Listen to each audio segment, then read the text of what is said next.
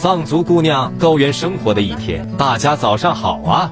我是生活在青藏高原的藏族姑娘卓玛。今天早上给家里的牛喂了盐，没过几天就要给牛喂几次盐。大家知道为什么吗？里面还加了青稞炒熟磨成的糌粑粉，牛更喜欢吃了。看他们笑得多开心。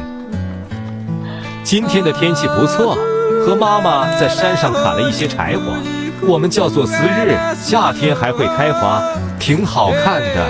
这个柴火还没干，捆上一大捆，特别的重。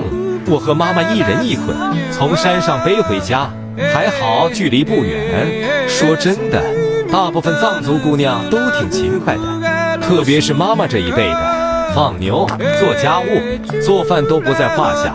今天必须做个扎实的藏面片，犒劳一下自己。土豆洗净切片，再切个牛肉片，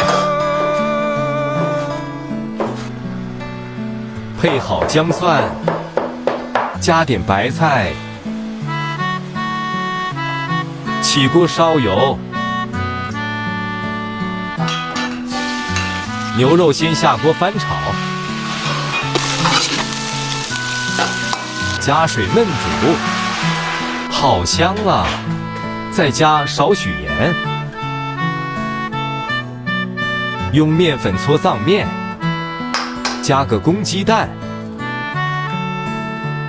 最喜欢揉面团了，很像小时候玩牛粪。面片也是藏族人家家户户都会做的，切成小片方便撕，加入土豆片，可以搭配自己想吃的白菜、土豆、萝卜都可以。把藏面撕成小片，加入白菜，烧开起锅。藏式面片做起来就是这么简单但是美味，非常传统的藏式美食，大家也来试试吧。